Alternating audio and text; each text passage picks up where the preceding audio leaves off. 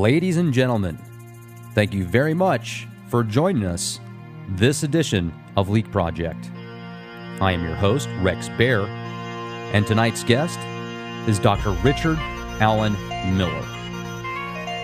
Doc Ram turned Navy SEALs into Supersoldiers, and he has instructions for you.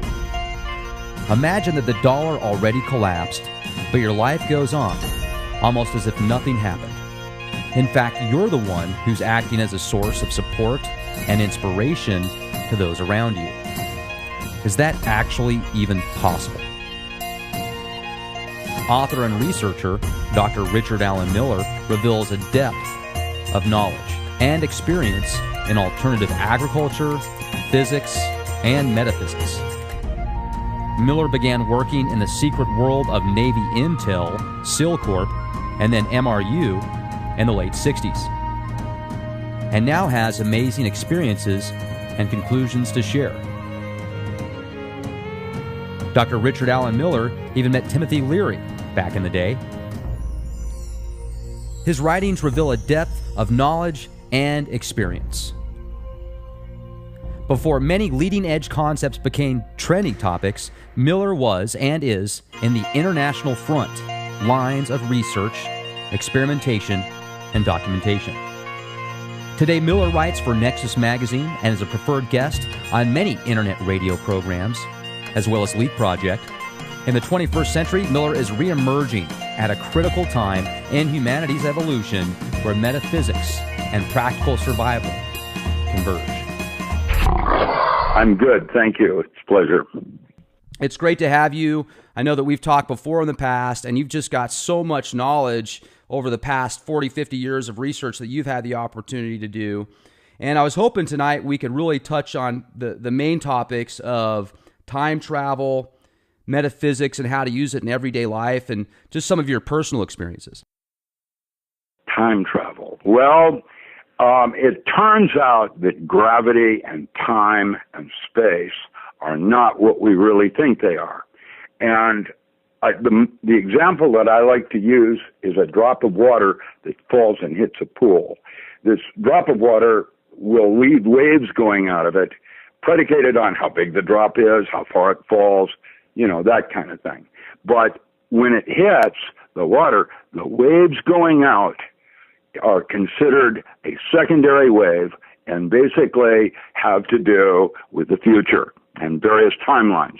And they change having to do with the size of the drop, how far it falls, how big the water pool is, a bunch of things like that. Now, the wave that goes inward and slaps itself creates exclusion zone water. And so the bubble that bops back up after it hits the water, how when the drop hits, it seems to have another drop that goes back up. Right. That drop is not solid water. It's actually a cavitation ball that has trapped the medium that it's falling in a topological surface called a torus twistor space, like Roger Penrose would suggest. And they're doing studies on that now as basically time travel and cold fusion, because that's where the energy comes from, is that cavitation ball of creating a black hole to a white hole, a double ganger. And so that inner wave, that wave that slaps in, that becomes a cavitation ball, is the past, and it's the primary wave. And the way you get to make that real is by doing the moment where there's a beginning, a middle part, and an end. And as long as you can stay in the moment, the longer you can, your timeline is starting to relate to your past. And that's where everything happens like it's supposed to and why you're here. Now, it doesn't work that way, and what happens ultimately is that you either, choose to see the glass as half empty, i.e., kicking and screaming at the end of the day. And so intent is what actually happens at the end of the day. When it's all done, did this happen or did it not happen? And that is, you're close to purpose, but not purpose. Now we have another problem. The concept of intent, you have choice, in terms of flowing or basically trying to fight your way out of the thing, creating karma and a lot of hassle and energy. And when you do it that way, what's happened is that intent is still, you ended up doing what you wanted to do, but not exactly the way you wanted to do it. Now, you have choice. That's what made you God's favorite that way. And what we have a problem now with Jade 2.0 software. It can accurately profile everybody and knowing what you're going to do before you do. And so it's like Minority Report, this idea that you've got some kind of machine that knows what you're going to do before you do. Now, with a slight grade of advancement in evolution, consciousness, now intent is different and can be distinguished differently than purpose, why you're actually here. Crowley used to, in his magic system, say, if you're doing your true will, none will say nay. It's like the universe wants that to happen. And the future is like talking to your present and literally changing the cavitation bowl of the past. The metaphor is almost usable in almost everything. A galaxy, our solar system, binary. We're a binary system. Your inner, angel or, your higher self is female. For you, as a male. Usually it's an androgyny thing and is a relationship between your future and your past. And that's kind of a metaphor. It isn't like that, but that's the way I choose to, relate to things because it makes it simpler for me to understand how to integrate it into my current life. Is it possible to change the outcome of your future? Yeah, you change the timelines by the moment. And actually, there's a whole bunch of different possibilities of how it's going to end.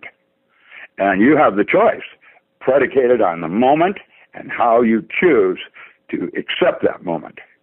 The larger something is, it seems like time kind of changes a little bit. Or when you get to a certain speed, like the speed of light, time changes. So I'm just trying to grasp the overall concept of time. Sacred and profane is the way most people put it in psychology. It's the sacred time where it's timeless. It's the moment. It isn't like 2 hours. It's just, you don't even think about it. Just where did the time go? You're not into time. You're into something else. There's a lot of possibilities that have actually been released recently on certain websites and information out there that shows possibility of time travelers. Like there's this Charles Chaplin film from the early 1900s in black and white where somebody's walking around in the background and you can see it looks like they're on a phone or some type of communications device. It's very strange. Have you seen that video? I saw that Charlie Chaplin thing. Wasn't that weird? Yes. Well, I saw that movie. It's interesting. I don't know what to make of it. That's the kind of thing the military had me doing for years, running that stuff down to vet it out and finding out whether it's something we want to study or it's just, something. So when you were with the military, they had you doing X-Files kind of stuff? Well, it wasn't as, it wasn't like Hollywood. Wished it were. It was mostly boring. We did a lot of things. Remember when Patrick Flanagan was doing his Pyramid Power? That would be one of the things I did. We did that kind of thing. I can send you basic ideas of things we did like bioluminescence and Project Paraphile. We had the first artificial computer, intelligent computer, working Russian literature, to try to figure out where they were going with it. they would have all these different publications from Czechoslovakia, other things like that, and then the research would stop. Why is that? And that would always be because something was important. They made a discovery, and they were going to stop publishing. By the way, it was Czechoslovakia that was really doing incredible work. It was not Russia. Russia was basically at that time kind of superstitious, sort of. You know, Okay. I mean, like Kalugin and trying to move things with her hands across the table, and she had a magnet on her knee. Get a grip. Well, that's how that worked. You know, mostly things were not real. Uri Geller was real, but because I caught him cheating, it just threw out all the baby with the bathwater, which was really a shame. Andrea Puharich was one of my teachers, and a lot of this stuff that we were checking out was hokey pokey. However, I remember Keith Milton Reinhardt and the Aquarian Foundation, and I remember Jack Schwartz of Aletheia. Jack Schwartz could stick a needle through his arm and stop the bleeding with his mind. And if you don't think the military want to know how that works, that was why we set up the Menninger Foundation. So that's where you basically look for abilities that people would have that could help the Department of Defense and military-industrial complex. We did studies everywhere, you know, China Lake, Argonne, Livermore, Boeing Scientific Research Laboratory, Battelle. I mean, we had projects going on everywhere. So, you know, Stanford Research Institute, that kind of thing. You know, the 70s were different than the 80s. The 70s was about blue sky. We had no idea what we were going to discover, and it didn't matter. It was, you know, for the advancement of man. In the 80s, it all changed, and there was no longer any interest in research that didn't have application. It was like we already had enough knowledge for man or something. I don't know how that worked. Just became even more compartmentalized, and the corporatocracy took over even more. That's, yeah. Now, another thing, too, that I'm thinking about is I've talked to whistleblowers in the past, like Douglas Dietrich, that claims there was so much dark magic as far as what the occult realms go in certain applications when they went to war in Iraq and black ops, proxy wars type stuff. Did you notice a lot of that in the military, or was it more just any type of mind over matter abilities, not necessarily pushing lighter or darker applications? So for the last 250 years, for sure, all major bureaucracies, Republican Party, all of them, have an occult element in it for the high-end scholars, reserved for ultra-elite. And so when I came out of graduate school, it was like going to college. I was rushed by all these different lodges. I can't remember some of them, but like Skull and Bones or Bohemian Grove, they were out to recruit. And the thing was, I had to armor up just like I did Christianity to protect myself. Now, when they made contact with you, I always thought that the Skull and Bones, you actually had to be bloodline specifically to get into that. Is that not true? You know, divine right. There are secret chiefs. There are people that are repositories that are unusually different. Myself, I'm really blessed. I don't know that I'm special, but I seem to have a lot of memory. And I've also noticed that the astrology is used with the super rich. These very high-end, elite, aristocratic families have used astrology for thousands of years. And then you look at certain people in positions of power, you know, and you look at some of the leaders of past, like Stalin and Hitler and their birth dates and such. Do you think that there's a connection there when you say people are certain, I guess you could say, vessels for these spirits or sparks of energy to manifest within because of the astrology behind it? Well, so astrology was always used like mathematics for the physics, and magic is an advanced form of physics with a mystery school. Usually that's a correct way to look at magic. You don't really know how it works, but you can use that system, like a woman driving an automobile. She doesn't think about how a internal engine combustion works.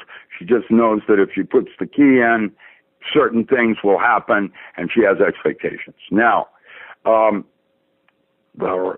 Czechs had cosmobiology, and let me tell you, it was not astrology like into astronomy. It was more like biorhythms into something else. They had, Janef wrote a book called The Lunar Sex Cycle of the Female, where they could tell when the woman is born, a clock is set when she will menstruate. And if she moves, that clock changes with, different places on Earth. And you can accurately predict what the sex of the child will be, if you know when conception is, and you can use it for birth control. Now, the project I did was having to do with earthquake hazards with the planet Neptune. When Neptune and Earth and the Sun are in a specific geometric alignment, there is there's 3 sigma. That means 99.9975% probability of an event with a major earthquake on Earth, not having anything to do with the Sun. Now, how does that work? Like the storm on Jupiter and how it affects, attitude or something. I don't know. But cosmobiology, we're working with rhythms of synchronicity with events and how they would relate to the Earth, like astrology. And basically, astrology is arbitrary, in Aries, Taurus, or so on. But really, most astrology was used to define lost items, to do other things besides, your personality and things like that. I think astrology is best seen as tendencies. If you have a bunch of 12th house planets, there is a good chance you're going to be hard-headed and go to jail. Well, that's how it works. I don't know if it's true. I have found that to be very true, just like, certain conjunctions in certain houses, and you have events that will occur. Now, and that makes me wonder, when you look at time, space, events that occur, sometimes people say fate is, in essence, a reality. Some people think that you just create your own fate, and there is no fate, basically. So, maybe it's somewhere in the middle. Maybe we're supposed to do certain things, and we can kind of stray away a little bit, but as long as certain events take place. And you brought up at the beginning Aleister Crowley and how he wrote a lot about do what thou wilt, and what he meant by that was do what your will is, in essence, that you can follow a path. And he talks about how everybody's like a star, and if a star is on path, everything will be fine, but if it gets off path somehow, then it can hit another star or planet or whatever. Certain issues take place when it's not in alignment. So it's very interesting that you brought that up.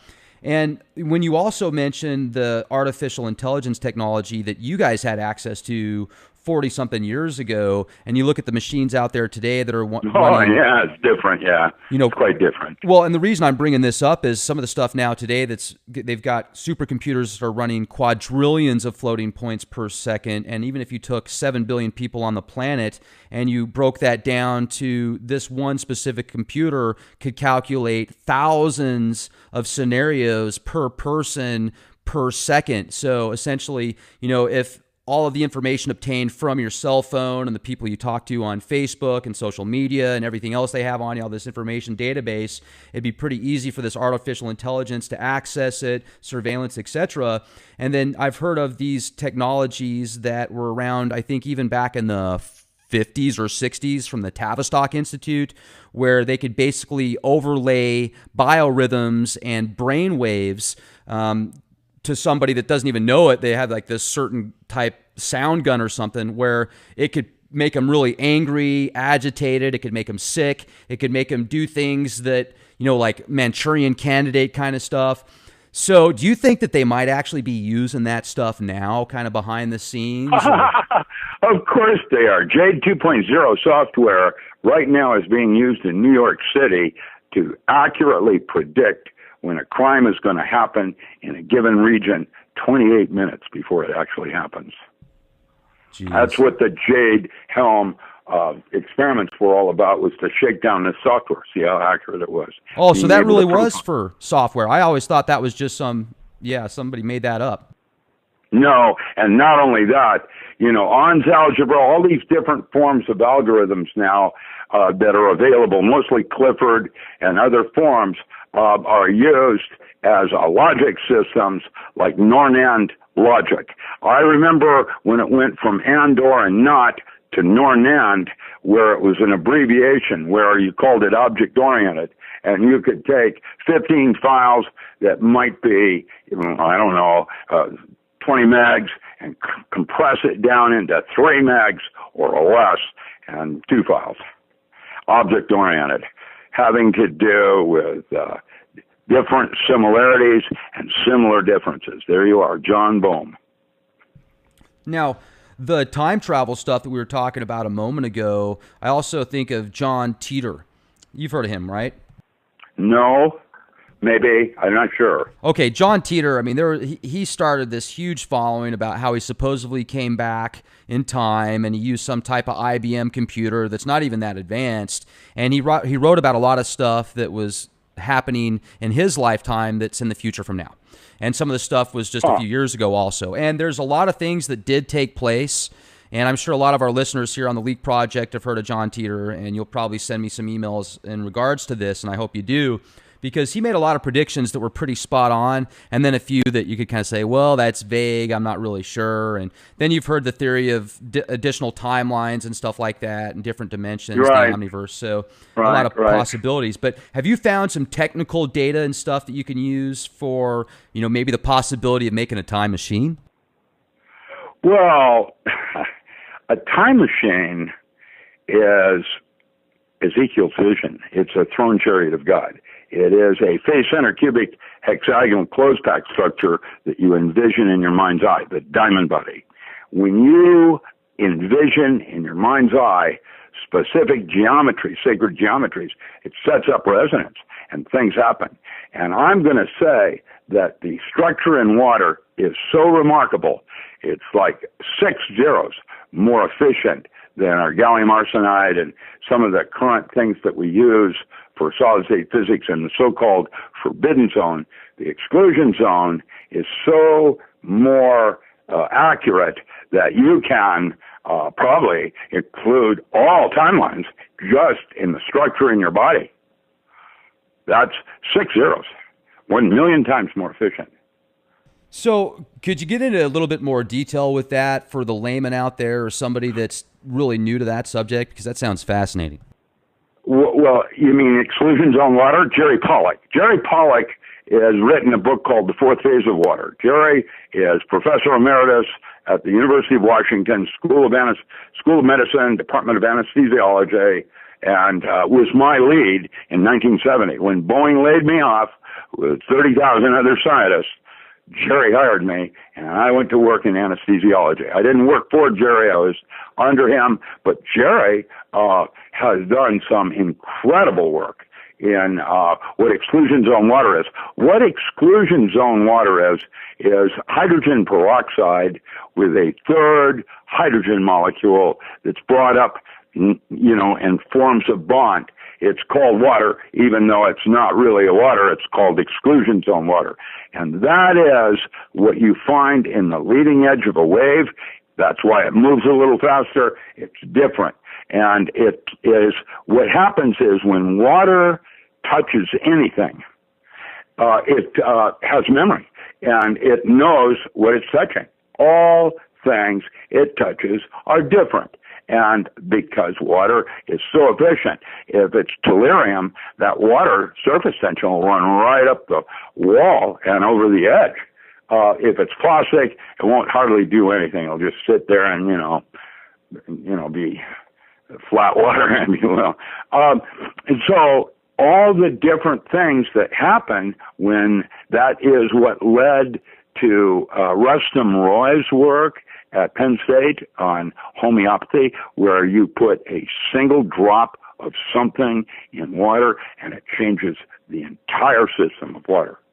Now, because of the layering of going around it, we use baking soda when we were SEALs to change the pH and bring it back into true, because having really good pH in your water is very important in terms of digestion and what happens in your stomach.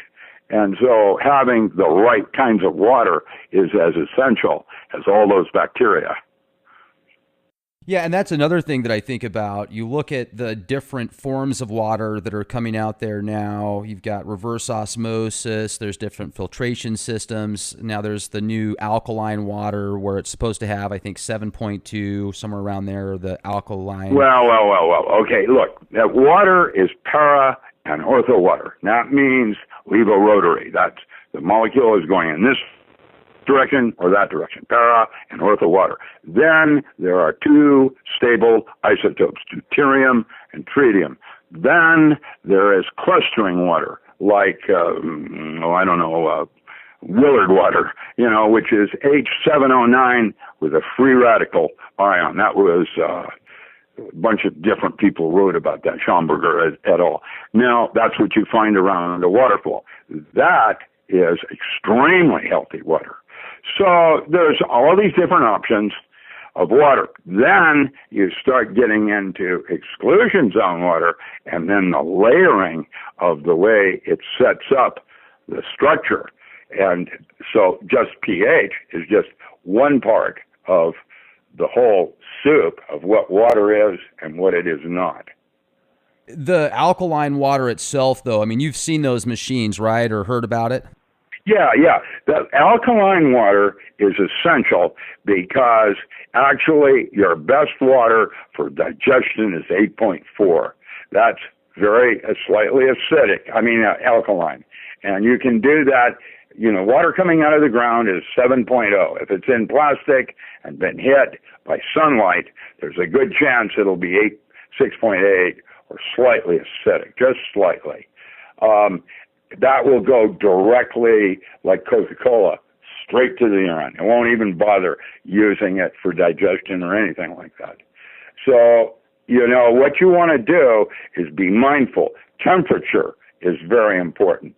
You want to, when you're in a restaurant, I would strongly recommend that you not have any ice, that you have room temperature water with possibly an electrolyte in it, like a lemon, that will allow the electrolytes in your body to fire differently. It'll make the water activate better. We're how much percentage-wise the human body water? 70% of your body is water. It is in 99% of the body. It's in everything. Even though it's only 70%, that means you're less than 10% human. And the rest of you are bacteria, viruses, molds, and water transport processes. Gee, that sounds exciting.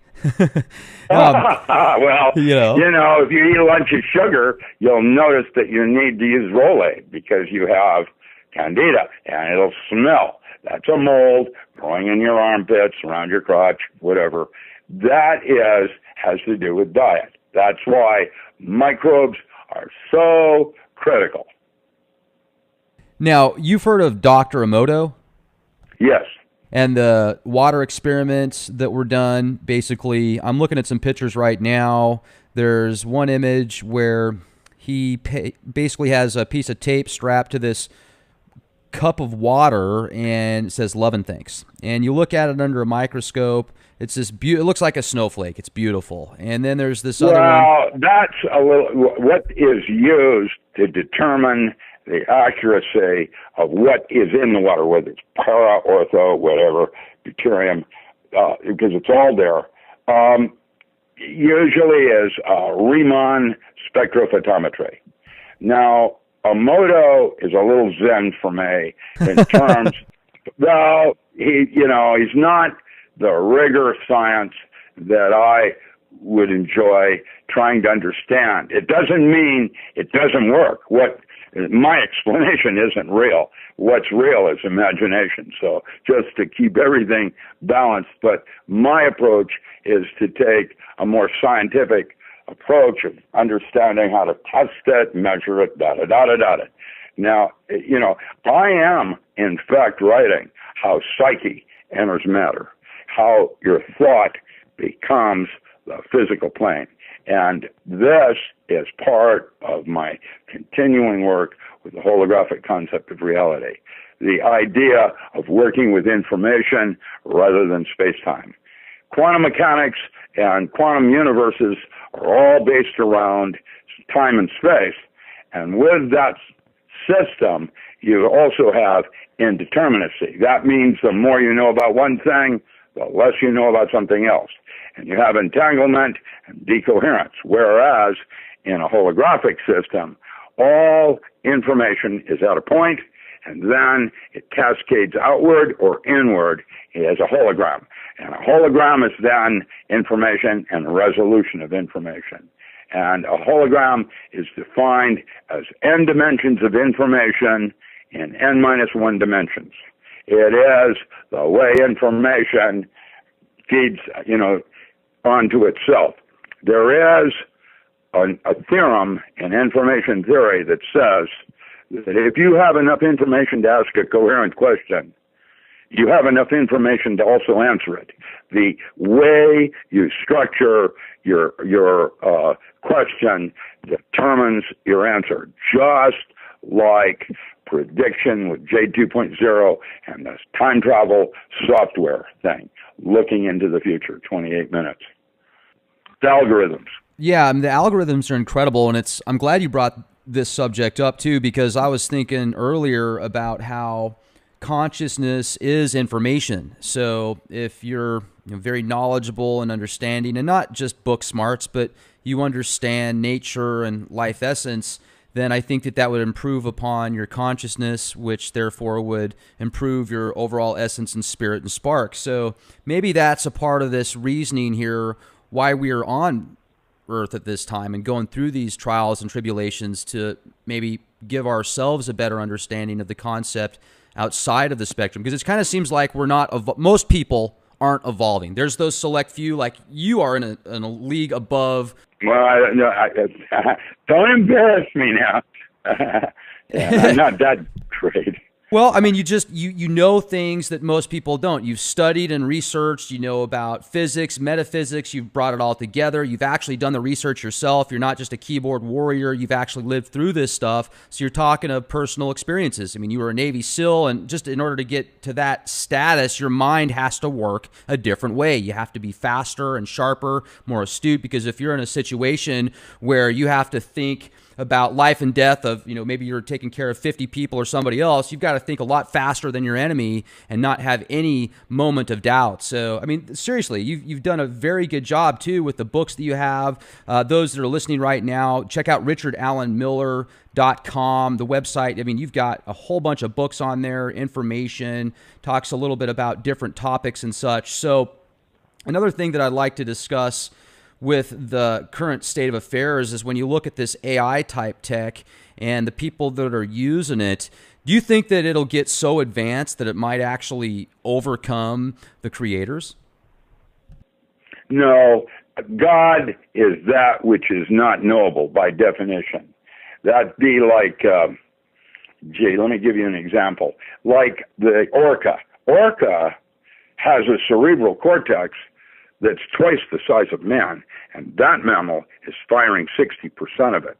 Now, that means that mammal is experiencing reality that man is not even well enough designed to do. And while it's a God, it's not our God, but that is what God is. And so I think there are probably pantheons or hierarchies of God. Bob Dylan said it best when he said everybody's got to serve somebody.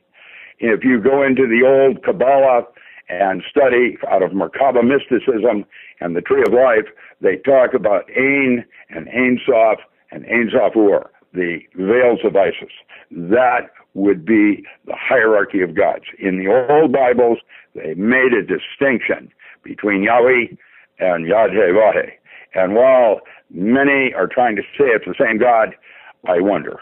Let's talk about that for a second, because if you look at the Old Testament and the New Testament and the way it's all slapped together, I myself am not a religious person. I was raised that way, and I appreciate everybody's belief in religion. I mean, you can certainly believe in what you want to, and I appreciate that. If that brings you closer to divine providence or whatever you need to be brought to, fantastic. But it seems you read the Old Testament, it talks about this really angry, pissed off God. I mean, he talks about going and slaughtering men, women, and children. Really pretty uptight, yes. And then Jesus is like, oh, any not sin, go ahead and throw the first stone. He was looking out for people. But then there are those kind of hidden messages where he would say, well, you think I'm coming here for peace? I'm really not. I came here to bring war and bring father against son, mother against daughter, brother against brothers. I think that there are probably as many religions as there are human beings.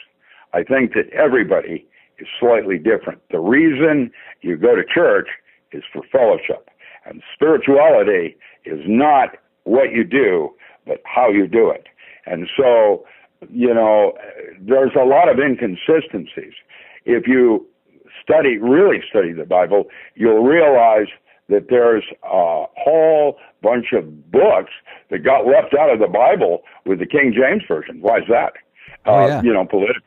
And like Enoch, giving you the names of all the fallen demons. Now, the angel, I have to say, if you have the name of the demon, you have control of the demon. That's what exorcism is about, trying to determine what the name of the demon is.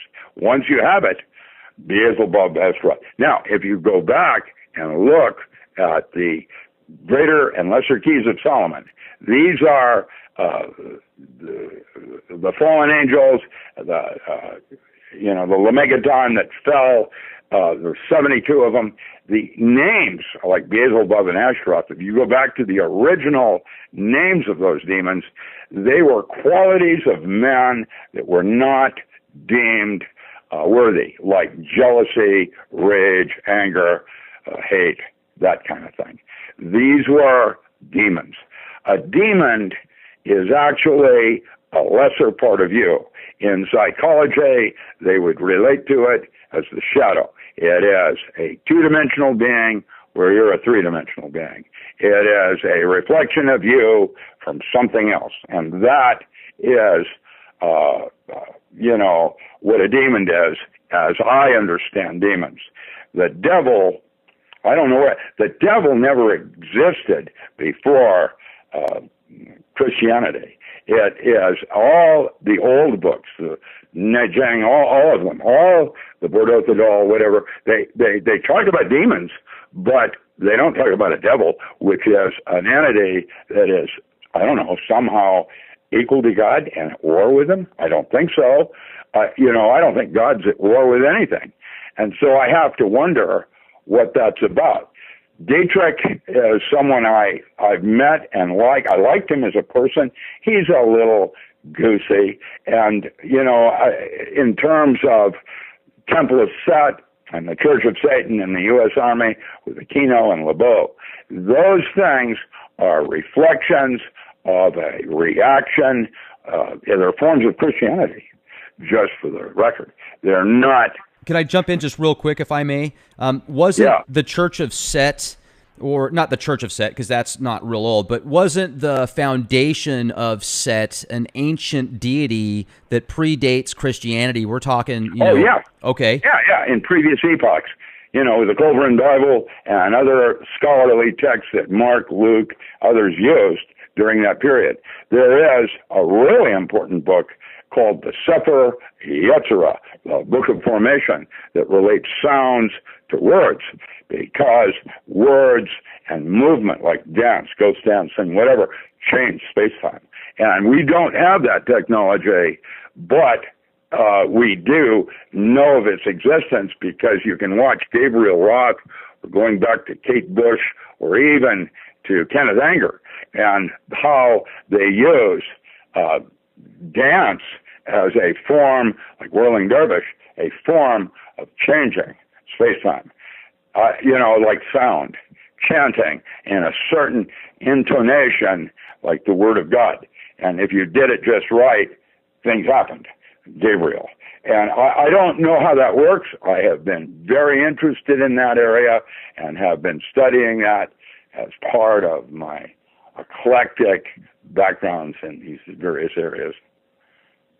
That reminds me of Franz Barden. I've read all of Franz his Barden? books. Yeah. And I mean, he was certainly ahead of his time, and I like how he gives people practical applications. Well, okay, Franz Barden was OTO and before Crowley, and what his change of thing was about was that he was using talismanic magic, which was previous century forms of magic. That's what made him old school as opposed to Crowley, which was new school with OTO. And that's why Theodore Roos and the others just gave it to him, as that. Now, Barden's work is as good as anything that I've seen in terms of taking Samuel MacGregor Mather's works of the Greater Keys of Solomon and the Galusha and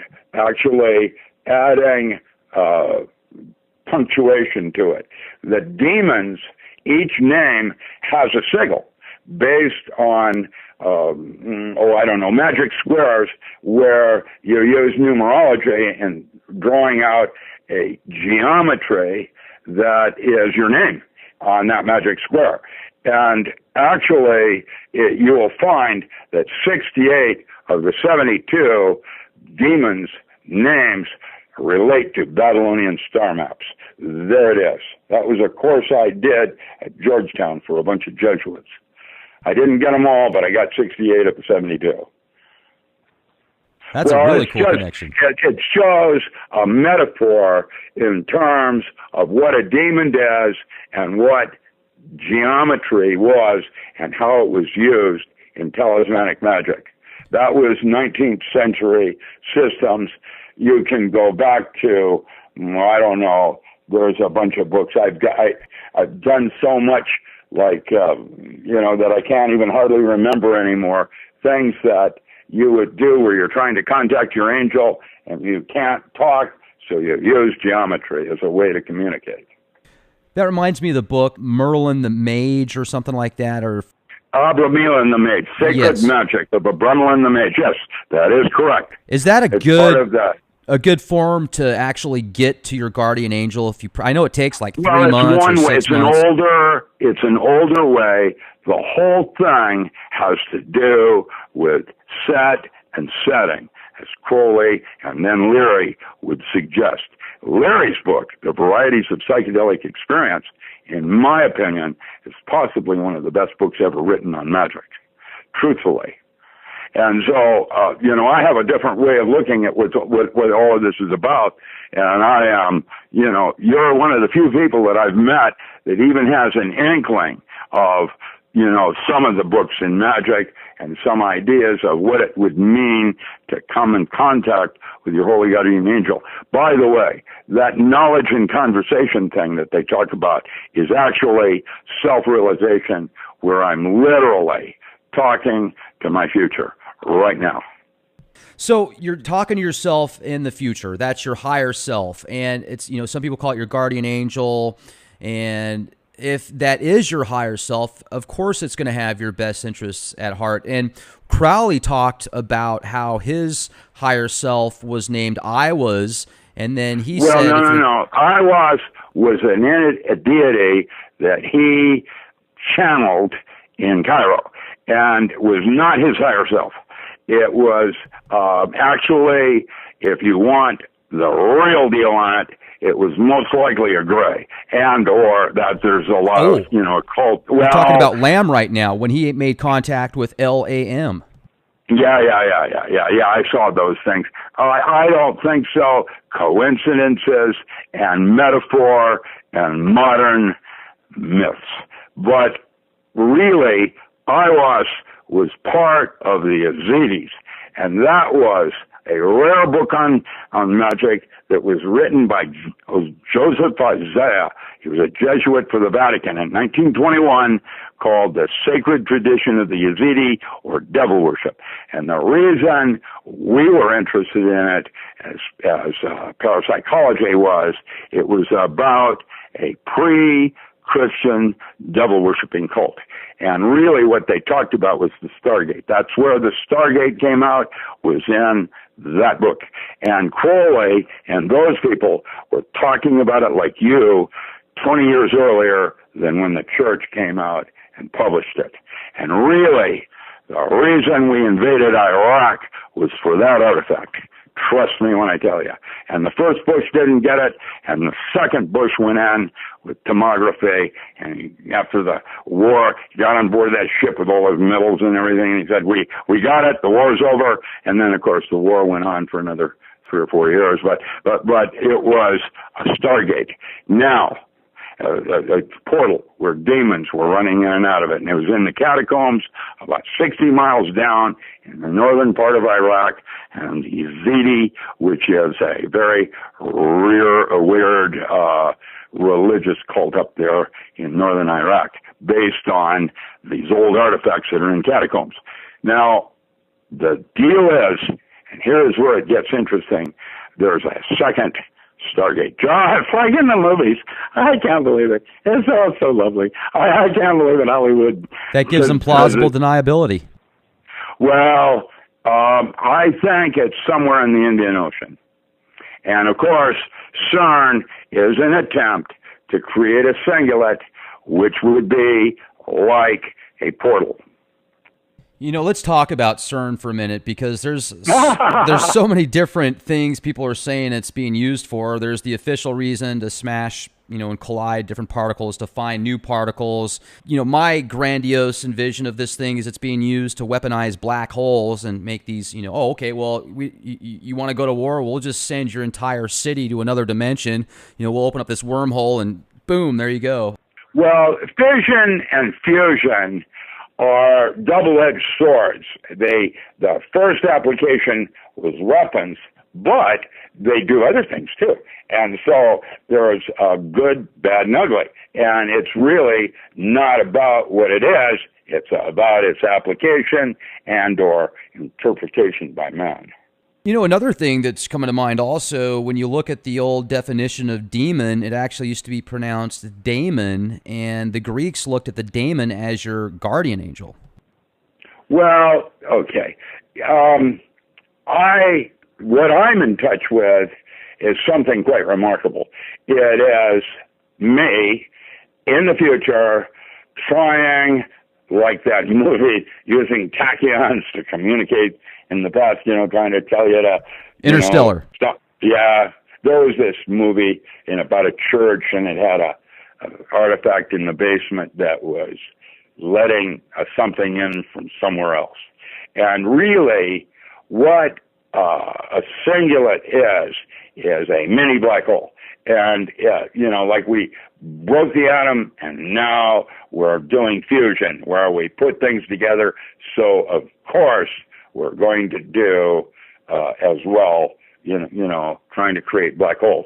Now, the bad news is the first thing that will be used for it will be like a controlled neutron fullerene fusion bomb. Now, I can send you that paper if you'd like to upload that onto your website. Yes, please. As a little gift. That is the more darker side of what they're doing with all of this technology now. They can take a buckyball, a C60 molecule, carbon bonds to itself, and you can have flat sheets of it going on for infinity that are one angstrom thick. Now, a buckyball is that when you have 60, not 61, they form a ball. And a second one is at 120. That means you can have 120 carbon atoms and it'll form a ball. The spatial difference between one carbon and the other is 1.4 nanometers, and it's just enough size to take single exclusion zone water molecule, H3O2, and put it inside. Now, instead of fluorine water, let me tell you what that does. When you have exclusion zone water, what they're doing in Ukraine and now repeating in Soviet Union, or Russia, excuse me, what they're doing is giving lethal doses of radiation to rats and then feeding them fluorine water with a 95% recovery, lethal doses. And instead, what they're doing is they're putting in deuterium inside it. And then they would activate it using that Lockheed teleportation laser that came out this last year. And what you've got now is a controlled fusion bomb who's able to hold the containment of the explosion at 1.4 nanometers. That level of accuracy. And that weapon is being deployed almost everywhere now. Tactical nuke, if you put fullerenes in an aircraft as carbon fiber to reinforce it, you can activate it with this laser, and there's no forensics. The plane is gone. You can take Building 7, and you can watch that 617-foot beam begin to fall at free fall and steel, and it starts to evaporate right there in front of you. Now, there's only one thing in the universe that will vaporize steel, and that's a plasma. And so, there it is. They were practicing, and the trigger, I've got pictures of Arnold Schwarzenegger looking at the trigger at the National Ignition Facility in Livermore. There it is. Jeez. Yeah, the tech nowadays is just fascinating. What would be considered beyond science fiction just 50 years ago, they probably had that stuff 50 years ago. And then I get into the nanotechnology that they're using now. I've read some reports about these literally nano robots that can rewrite fibers and stuff and create things out of the molecules that are already there. Are you familiar with that? Yeah, I'm guessing that we're going to eventually have as many periodic charts as there are different elements, because each element, like water, gold, whatever, behaves differently in different formats, like water. And, you talk about hydrogen and oxygen, and what you've got is a whole bunch of possibilities of the way the universe is put together differently this way over that. And it has a type of, I think there's going to be more than one periodic chart. So let's think about maybe who behind the scenes is controlling the majority of this makeup that most people are dealing with, whether it be the corporations, the media outlets. It seems like there's about 6 corporations at the top levels that control it all, and there's a lot of good people that work at these businesses, and 99% of them probably have no idea that at the super elite levels there's these, it seems like, psychopathic, eugenicist loving, narcissistic people that like to put poison in food, poison in drinks and stuff. You look at that case that came out with the naked fruit juice that's, it's supposed to be all natural and good for you, fruit juice, right? Well, then they find out there's this insoluble synthetic fiber in it, which is basically like a couple compounds away from butane. And then, okay, we're sorry, we'll take it out. You heard about that, I'm sure. And why do they do that stuff? It's all about money. That's the whole weird part. It's the thing is that now there's a movement where the ultra elite are getting rid of the elite, and that's a cleaning house. That's those papers that got released with everybody's bank accounts going on. That's the ultra elite cleaning house, and so that there's only going to be a couple of people left over. Their whole agenda is that it's going to all end like an epoch, and that when we crawl out of the cave, they want to have the defining factor of how it turns out next and how it runs. However, the problem is, right now, we have other situations going on where, like Fukushima and all the different nuclear radiation plants that are leaking, there won't be a seventh epoch if we're not careful. That's why we need to get rid of cold fusion. I mean, not cold fusion, nuclear energy. Oh, what? You don't think we should have 55 nuclear reactors next to the Madrid fault line?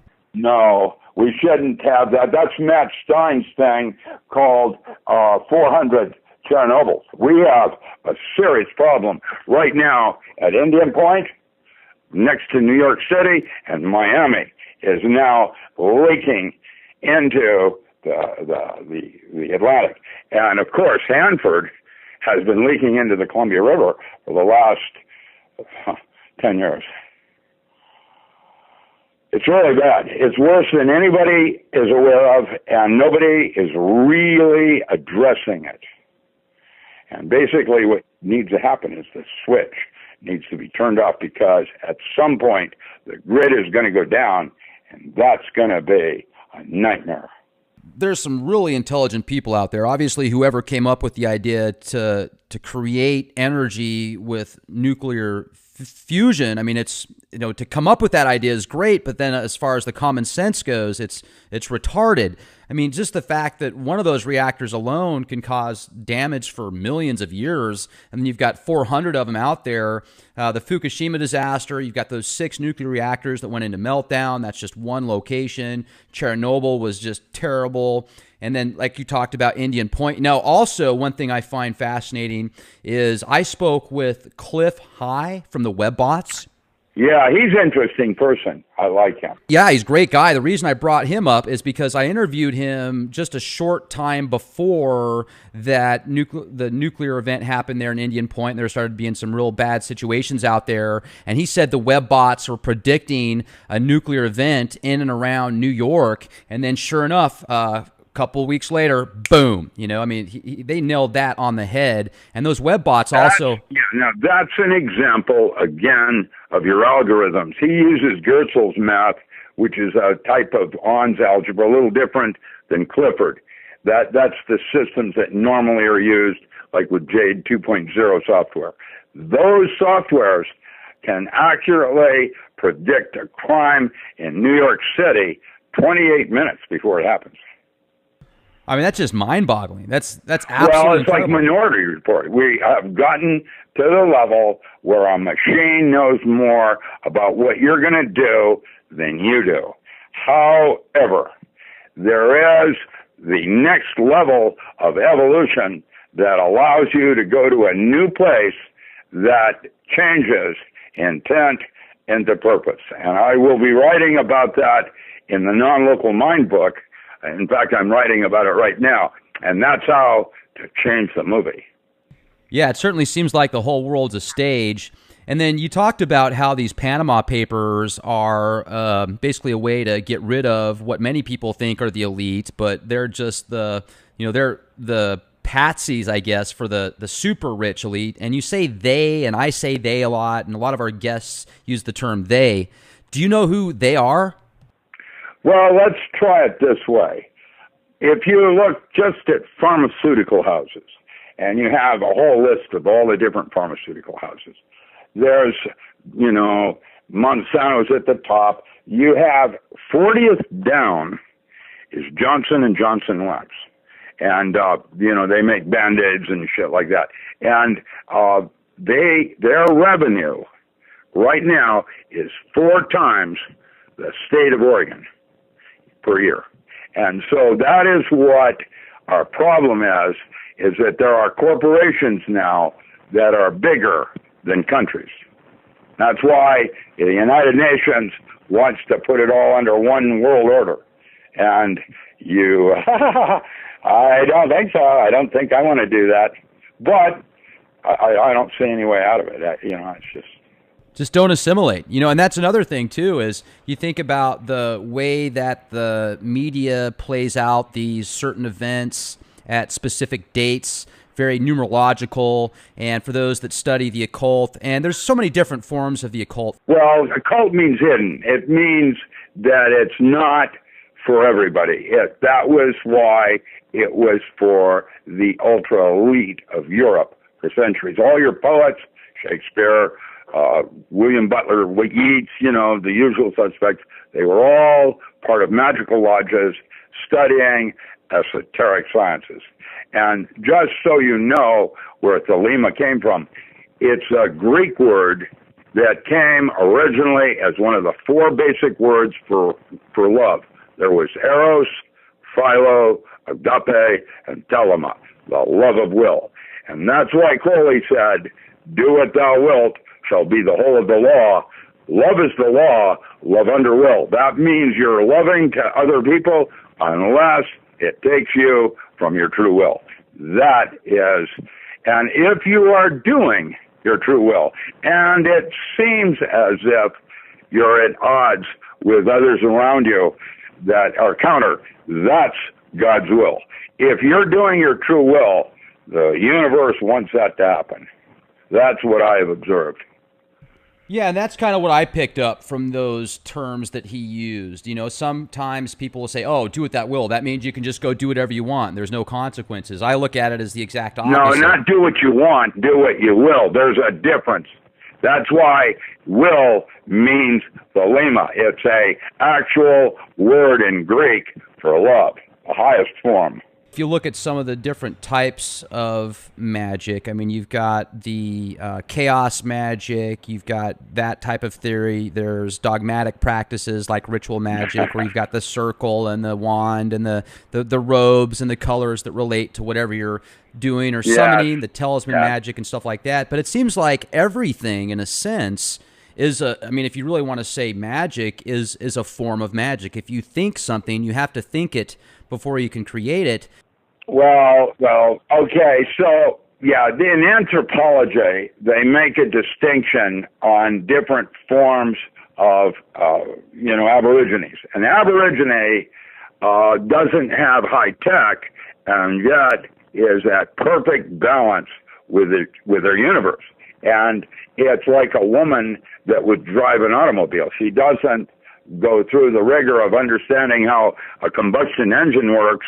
She knows that if she puts the key in a slot here and turns it there, that certain expectations are to follow. And that is called magical thinking. And it's like advanced physics with a mystery school. You don't need to necessarily know how it works to be able to use it. Right.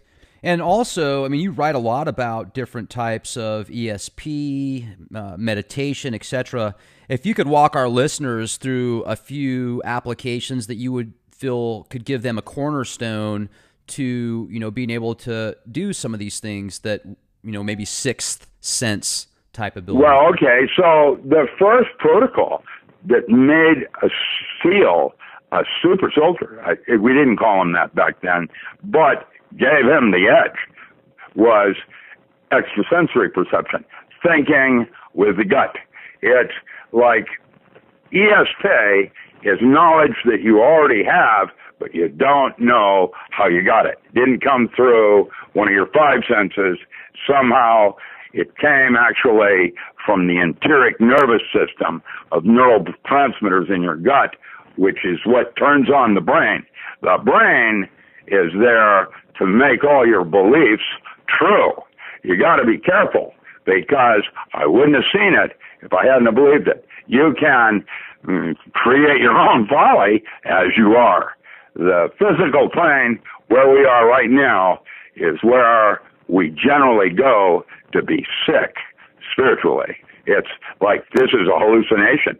And if you were more clear with your thought in terms of in touch with your higher self, you would, be different. It would be different. This is like fever.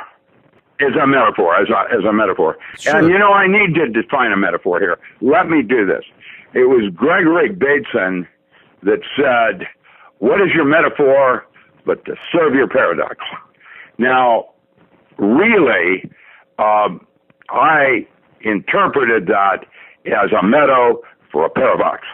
And that's how you go from one subset of relationships to another. Everything that you do is measured against different similarities and similar differences. That was John Bohm and his implicate order. And that construct is how we measure one thing from another, as always in metaphor, as if. That's a good Jungian psychotherapy term.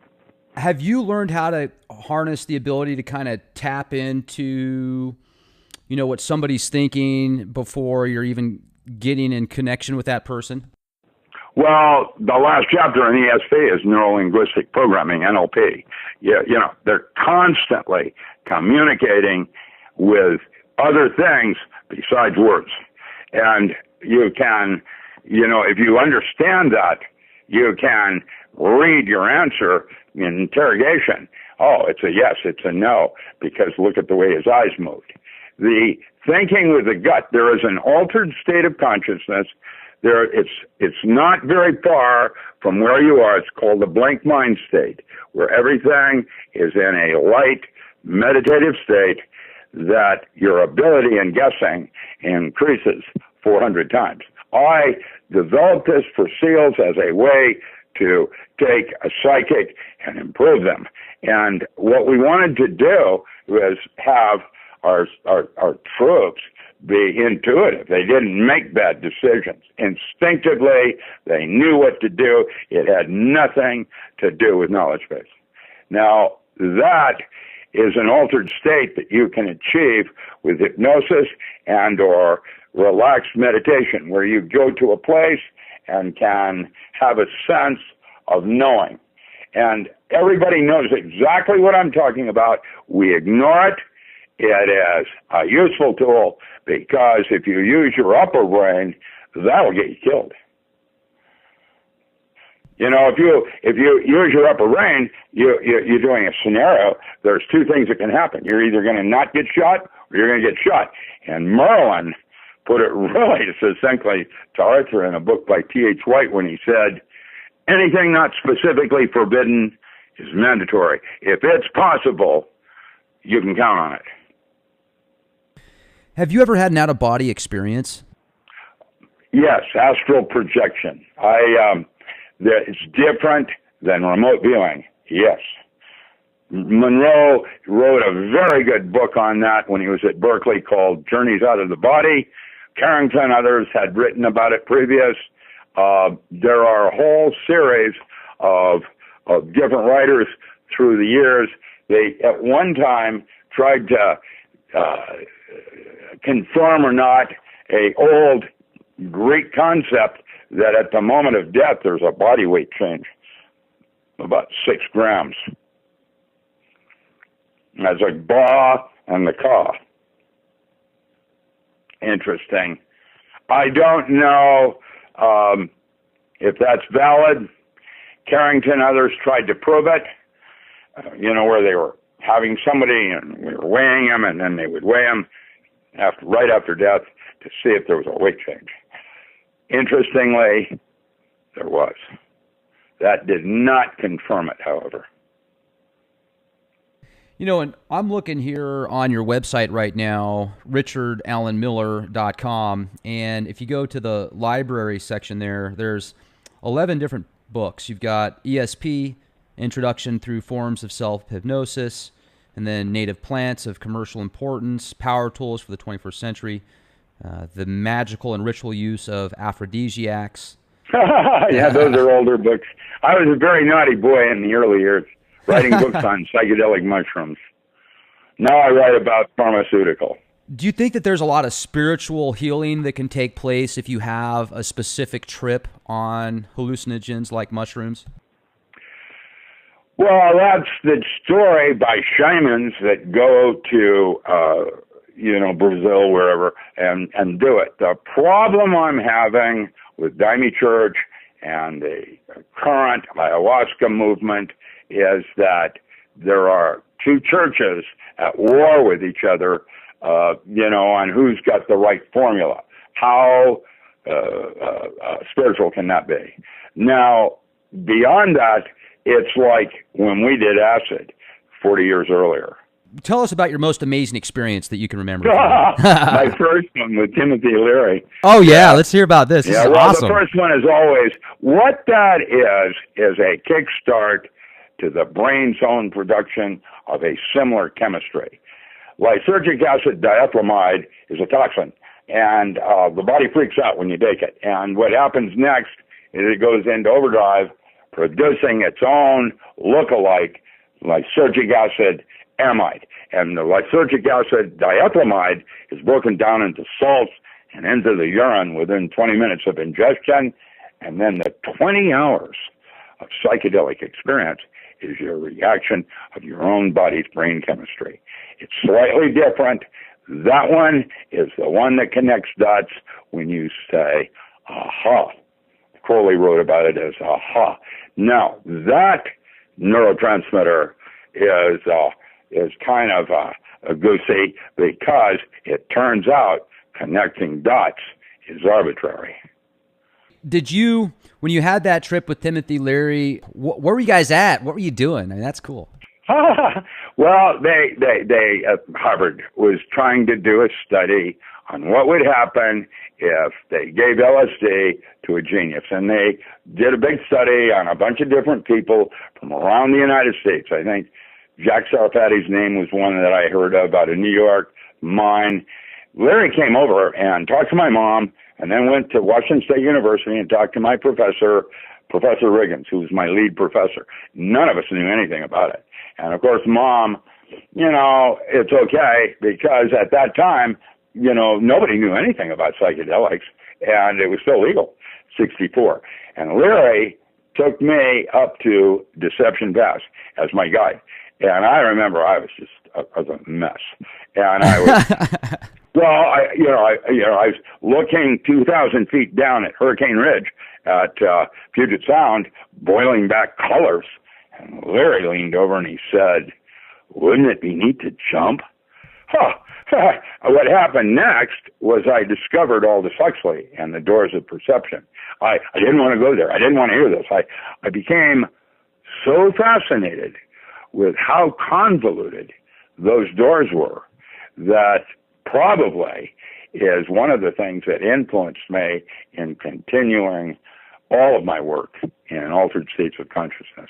What are some other things that you've done on altered state of consciousness, or types of substances that you've used that have taken you into a dimension or place that you don't think you could have reached without it? All of the places that you do with drugs have similar neurotransmitter lookalikes. Opiates are called ecothalines and endorphins. And they're different than opiates. They're different than lactinum that you find in lettuce and other kinds of plants. They all are different. There's what I did is I chose Leary's neurologic circuit as a way to organize my information like Crowley did with his Liber books. And I'm going to now use that system where it's earth, air, fire, and water, having a metaphor in terms of correspondences to other metaphors.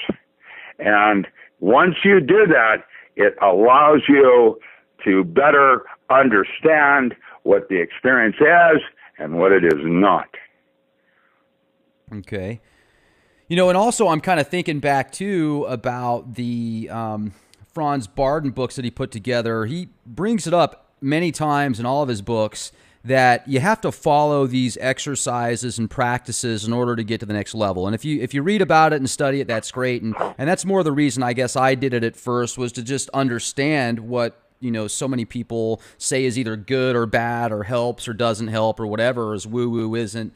And I found it fascinating because the each level, it seemed like if you're weightlifting and you're learning how to, you're not learning, but you're trying to get as buff as you can, and you're eating right, you're doing a lot of weights, it's going to take you a while to get up to 350 pounds on the bench press, especially if you're not normally that, not that big. So kind of like riding a bike or karate or anything else, you have to do certain exercises. But then when he gets into the other books, like the first book is Initiation in Hermetics, Then it's practical applications of magic, where he talks about the different tools that are used, and he talks about some invocations, and also how you brought up the demons.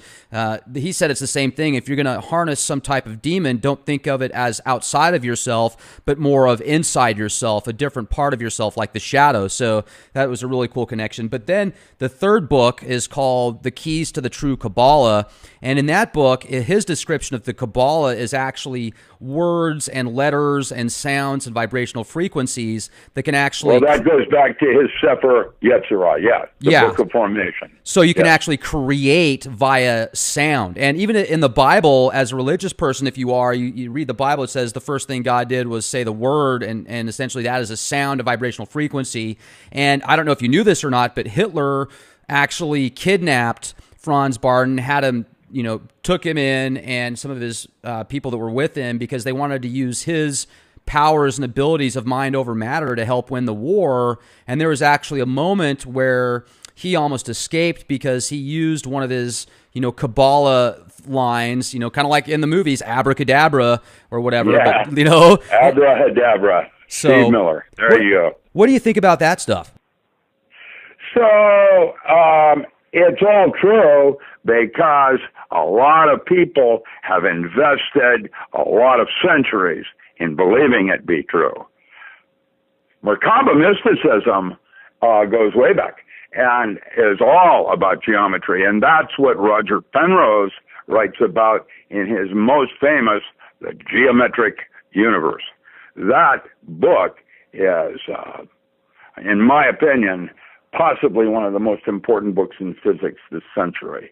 I was very fortunate to be able to take a couple of classes from him and have that whole construct of torus twistor space, which is different than Hawking's and black holes and white holes. Two of them, by the way, wrote a book together. It was very interesting. I can't remember the title of it now, but he would write the counterpoint, and they would do one chapter in dueling chapters, and at the end of the book, it turns out they both agreed on the same thing.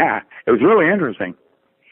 Another thing, too, if we could, Richard, is you're so well-versed in survival situations and being prepared for possible horrible catastrophes. And one of your books, Power Tools, I think has got a lot of good information on how to be prepared for things like that. But let's talk about that if we could here, discussing certain ways of becoming prepared and being able to handle what possibly might be a very bad situation. I mean, do you feel that we're kind of on the cusp of something either really great or absolutely catastrophic? So there will be blood. There is no question that there are too many people in the world, and somehow or another there will be war, there will be this, there will be that. They're going to try to eliminate the masses.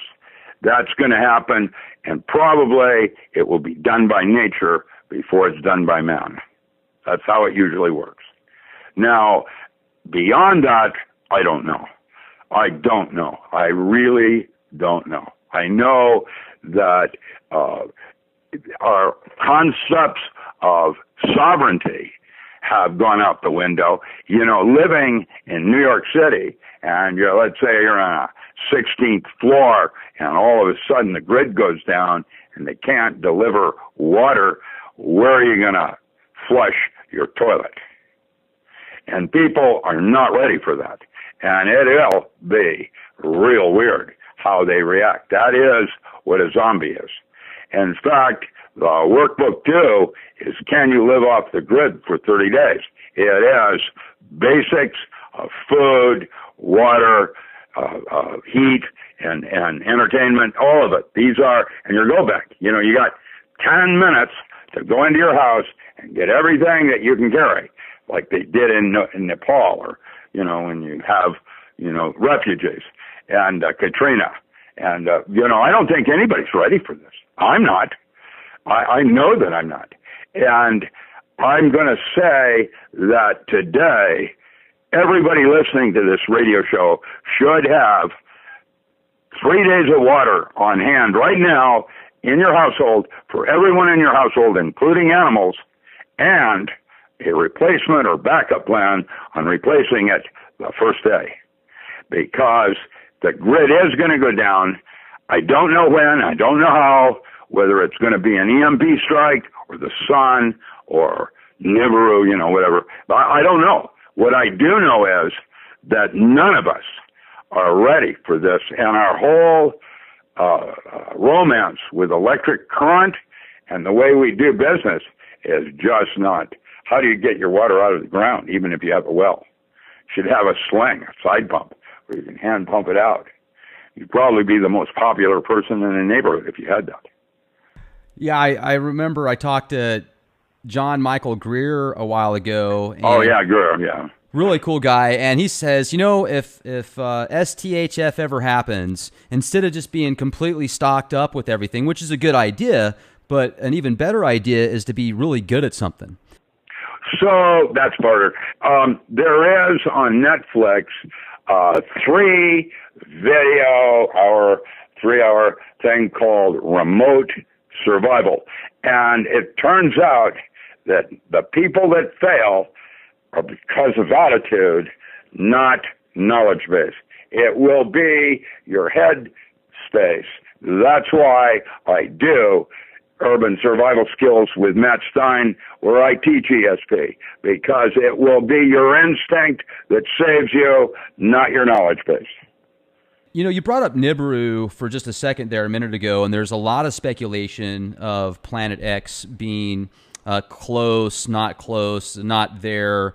I'm still neutral on the subject. I know I've done a lot of shows here on the Leak Project about Planet X and Nibiru and seen some really good evidence of there possibly being a Planet X. But even if you go to Caltech University, researchers actually found evidence of a ninth planet. I'm looking at the article right now. Just type in Caltech. Stanford, yeah, they did, the ninth planet. We are a binary system, like almost all solar systems are binary. Ours is out past the Oort cloud. There's a half a dozen planets there, one of which might be or not a brown dwarf. Now, is that real? I don't know. Is it going to happen? I don't know. I do know that it is right on schedule. Oh, there it is. That's why they're sending out all the different little viewpoints to take a look at it and try to see whether or not we've got a problem or not. I think we are about to see the end of a sixth epoch. I think there will be a pole shift. I don't know what else. Geography. So let's say you're in America right now and you have the resources and opportunity to get out of Dodge when things happen. Can you give our listeners just a couple of precursor warning signs, as well as maybe just some places that you think might be a good idea to be? Like, let's say you're in the Midwest. Let's say you're on the East Coast, West Coast, down south towards San Antonio, where I'm at right now, unfortunately. San Antonio has that Riverwalk. That's a beautiful thing. It's got the Riverwalk, great Mexican food, a lot of really nice people, but you certainly don't have any mountains out here. And growing up in the mountains, I guess it's kind of drawn me back.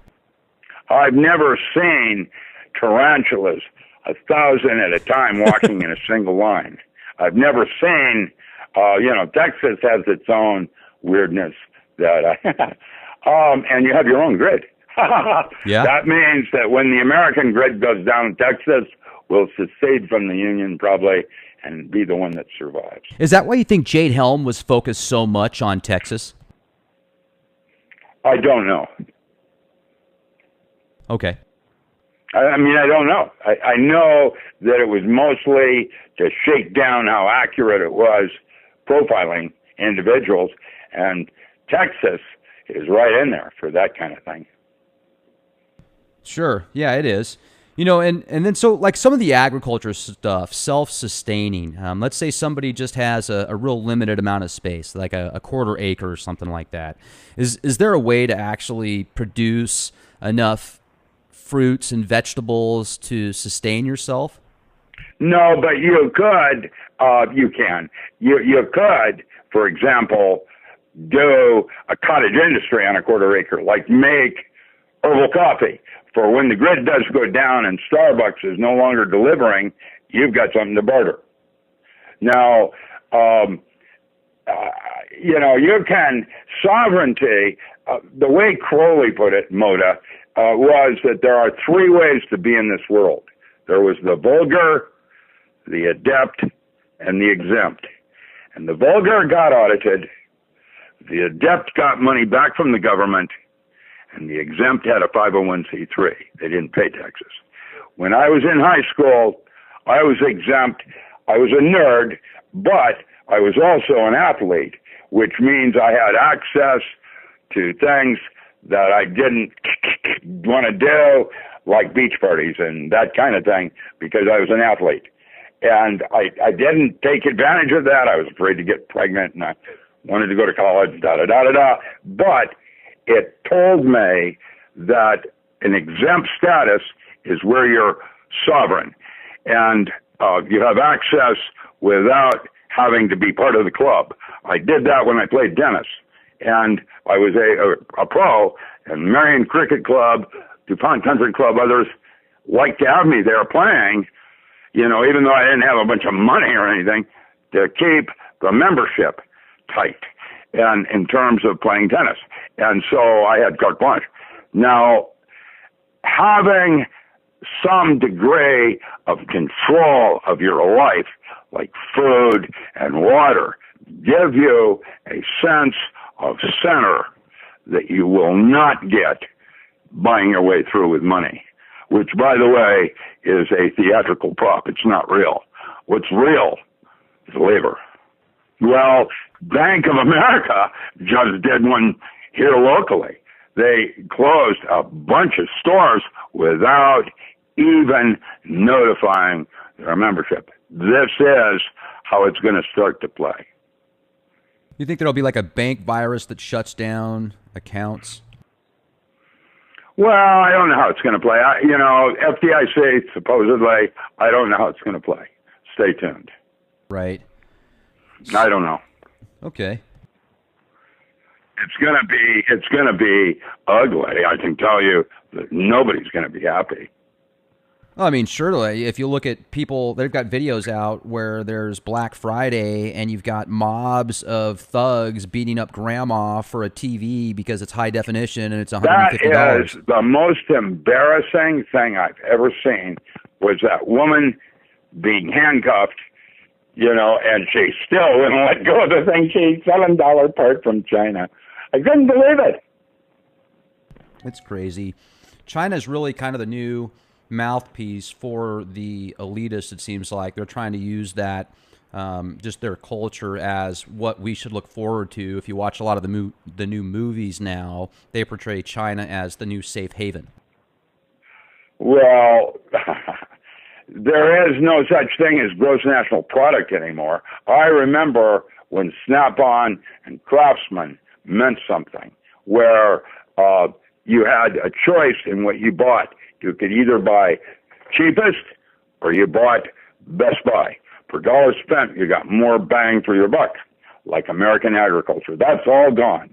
Today, mostly there are 7 basic raw material suppliers, and the rest of it is branding with, maybe 30 different people making it for Walmart, Kirkland, whatever.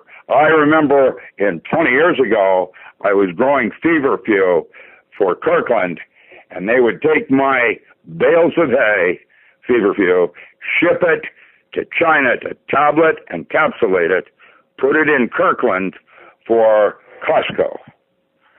Now, that was the beginning of the end for American agriculture. I think that there's going to be a need for at least 30,000 new farms this next year. Who's going to do them? And who's going to teach them? People how to farm. To be a farmer, it's kind of like being a physicist. You have to be, skilled in half a dozen things like welding, animal husbandry, tractor maintenance, whatever.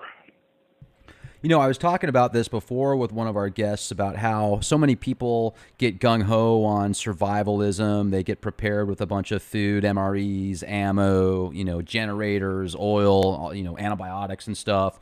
But they're not really prepared mentally or with the abilities. That is the bottom line. Preparing yourself, emotionally. That if you watch this remote survival, they have these dudes, they're sitting in a nice little tent, the radio, talking to the person, that I would drop in the middle of the Olympic rainforest with nothing. And then you have to find water, you have to find a way to clean the water, you have to find food, and you've got 3 days to go from here to extraction point. And the two people that fail, it's because their attitude was wrong. It was not that they didn't have the food or water available. Right. And if you look at attitude today versus 20 years ago, 40 years ago, 60 years ago, I think back to my grandfather that passed away at 91. I mean, just one of the most remarkable people I've ever had an opportunity to meet in my life. He raised 5 kids. He was a school teacher. He managed to give his family everything. My grandma didn't work outside of the house. She was a domestic engineer. And with that said, he managed to give his family everything. He was a religious person. He gave 10% of his money to the church he believed in, and he still always had money in the bank. And I mean, it's just remarkable how you look at the mentality then versus now, where in most cases, the people that don't make a lot of money, well, it's easier for them to just live off the system and do nothing. And back in that time, he remembers when his mom had to actually go and wait in line for hours to get coupons to get milk, and it scared the heck out of her. So he remembers her crying, and just the money and family at that point in time seemed to be a lot more important than it is now. So it kind of seems like we're at a point now where I wonder if this country was invaded by China or, would we even have a chance because of the mentality? Well, right now, China owns 50% of Grants Pass, Oregon. And that means BLM is giving away our natural resources as part of the national debt. It gets worse. Canada let them in when Hong Kong closed down. That's why they are the port of entry now, port for spice trade, not Hamburg. And now China runs all the utilities in Canada. And that is what Bundy Ranch was about. That was what Burns, Oregon was about. That is what it's about, is China is taking over the natural resources. It's really a shame. How did the Paiute put it? About getting their land back, stand in line. Yeah, I mean, you look at what happened with Rome.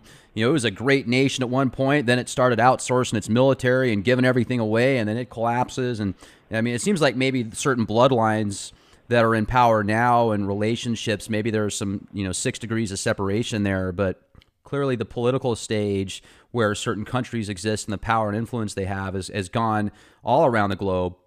And that makes me think of the political scene today, and you've got so many people on stage. You've got Clinton, you've got Sanders, you've got Trump, and they've all got different meanings. I think that they're all actors, basically. But do you feel that any of them are legit? I mean, the Trump statement, no, let's make America great again. There isn't a single person running for Congress right now that I would vote for. Hillary actually is so bad. The last woman that did half of what she did in terms of national security, they actually executed her 10 years ago. And Trump, our president, is supposed to represent our most scholarly, our most honorable and educated. What has happened to America? This is no longer the country I served and protected. Those certain people out there like yourself, Richard, that really want to make a difference and an impact, help people out. It takes people like you. And for those that are listening that have an opportunity to listen to this broadcast, check out Richard Allen Miller, So many books of knowledge and information there. Plus, just to have the opportunity to pick your brain, Richard, has been great. I certainly appreciate you coming on the show here with us. Yeah, my pleasure. Please do keep us informed on anything new that's coming. And do you have anything right now that you're working on currently? Well, I have 10 manuscripts that are ready to go to press with no money. Hollywood was supposed to change things, and it was a disaster. And it was interesting. There was no promotion, and while it was a good thing to happen for the city of Hollywood, it was a bad thing because nobody showed up. Yeah, that's terrible about what happened there. Right now, I don't know if you've noticed the RADCON 4 level alerts and other things that are happening right now across the country. You can go to the NETC.com, the Nuclear Emergency Tracking Center, NETC.com, and get a moment-by-moment update of radiation levels and the high spots going on around the country. And it is really bad because Fukushima is now starting to fall everywhere. Yeah, and don't fly, folks. If you get up in an airplane, I've got, proof of this. I've got a radiation detector built into my watch, and it's usually hovering around 0.07, 0.08 microsieverts in some parts of the world. Some places are twice that high, triple that high, and that's really low. But if you get in an airplane, it's going to go up to about 4.2, which is 60 times higher than here around. Lorraine Murray has actually put out some publication to say that the radiation level in the stratosphere from Fukushima is now fatiguing the aircraft. And you can tell by just looking at the tires on the road and how they are now having effect from the radiation. The aircraft coming in from Asia into LAX is now removed and done clean privately because DEQ is all over it. It's like being in a microwave oven. Literally, it's that bad. And while, I will fly, it's just be aware that you're like going through the Van Allen belt. It's not going to be very safe. Yeah. Man, it's a lot of stuff we're going through right now. Certainly great times we live in. Hopefully people that listen to this will be the change they want to see. And thanks for everything, Richard. I certainly appreciate you coming on the show with us here at the Leak Project. My pleasure.